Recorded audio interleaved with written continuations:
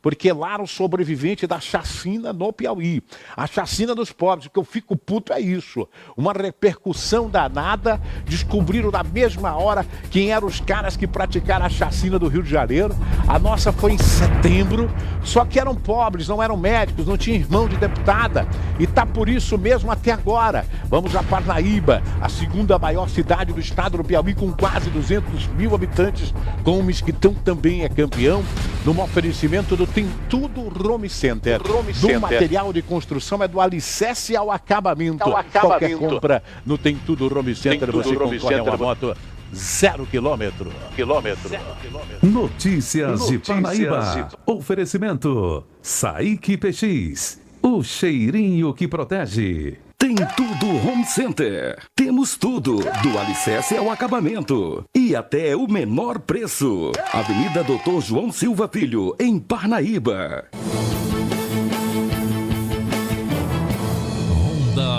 Olha, um sobrevivente da chacina de setembro. Ali em Parnaíba conta os momentos de terror que viveu e o reconhecimento dos bandidos logo após matar muitos e ferir ele, inclusive, de que teriam cometido um erro.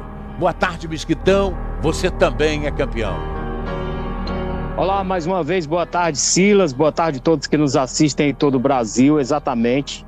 Foi assim que foi narrado por uma das vítimas dos 5 que foram atingidos, ou seja, eram todos trabalhadores da construção civil, operários, e estavam ali buscando uma pessoa para seguirem até Luiz Correia para trabalhar.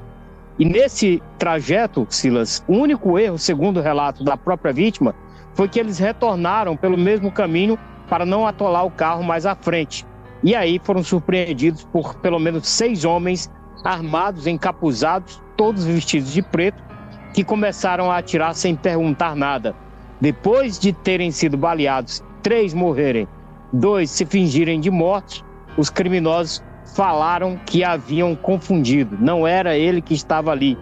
E esse é o relato que nós conseguimos com exclusividade para a Rede Meio Norte dessa vítima, o Rodrigo, que acabou escapando, levando o carro até o hospital com o seu tio também baleado, após os 2 fingirem que estavam mortos. Acompanhe o relato. Estava no banco do passageiro na frente, então estava de cabeça baixa, eu só escutei meu pai e meu tio gritar: o que é isso, o que está acontecendo? Eu levantei a cabeça, que estava de cabeça baixa, já estava saindo em torno de uns 6 a 7 caras do lado esquerdo do terreno abandonado da Facói, todos armados, manga preta longa e máscara, não teve conversa. Eu acho que foi por isso que meu pai parou, porque ele acreditou que, talvez tivesse acreditado que por conta de não dever nada, eles iam tentar reconhecer antes de disparar. Nessa que eu levantei a cabeça, eles começaram só a disparar. Vários disparos, eu só lembro de basicamente os 2, 3 primeiros disparos, porque eu me abaixei pro lado esquerdo, inclinando em cima do banco do motorista, que eram as pernas do meu pai na hora. Quando eu arranquei o carro, quando aconteceu tudo, meu pai tentou correr, eles atiraram no meu pai, ainda tentando correr. Foi a última vez que eu escutei a voz do pai ainda. Quando eles atiraram na cabeça dele, o último grito eu tentei ficar calado para não parecer morto. Eu ainda peguei outro disparo depois disso. Aí nessa, meu tio também de trás se fez de morto. Eles entraram no carro, depois que meu pai saiu, eles entraram no carro, 2 deles, um pelo meu lado e um pelo lado do meu pai. O do lado do meu pai puxou as coisas que estavam entre minhas pernas e me virou pra cima. E eu continuei me fazendo de morto. Aí eles falaram: não é ele não tá aqui.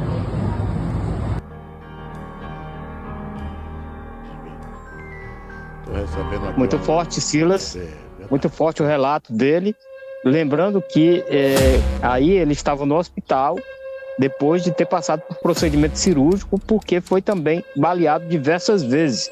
Ali você vê que ele estava com uma espécie de um dreno e um momento muito tenso, onde era buscado ali informações após eles terem sido vítimas dessa chacina aqui no litoral piauiense, na cidade de Parnaíba. Outro assunto é que quando pessoas de posse, importante, repercute, né? Mas eram quantos morreram na chacina? 3 morreram e 2 sobreviveram baleados. 3 morreram e 2 sobreviveram. Mas eram trabalhadores, eram pedreiros, não repercutiu. Eu não vi uma autoridade desse estado se solidarizar com a família desses pedreiros. Nem imagine uma autoridade nacional. No Rio de Janeiro, claro. Silas, ali era outra proporção. Por quê? Lá foi a milícia que matou porque achou que um dos médicos era um miliciano. Aqui foram as facções criminosas que mataram os pedreiros porque acharam que eles eram bandidos. Que diferença tem isso? A única diferença é que nenhum dos pedreiros tem irmão deputado. Eles não estavam na orla da Barra da Tijuca. E são pobres. É por isso que às vezes eu faço a colocação e aparecem uns filhos de uma égua aqui na internet. Tu tá criticando. Estou criticando mesmo. Eu queria que tivesse a mesma celeridade para descobrir, como tiveram para descobrir lá no Rio de Janeiro. Eu queria a mesma celeridade para descobrir como descobriram vários outros crimes, mas que tinham gente mais ou menos de vida. Mas eram pedreiros. E, gente, eu posso até pagar, às vezes, até com emprego, mas eu nunca vou deixar de usar esse meu espaço que Deus me concedeu, esse dom da comunicação, para tentar fazer justiça ao pobre e também aos ricos. Nós vamos cobrar agora da polícia que identifique mais ainda e prendam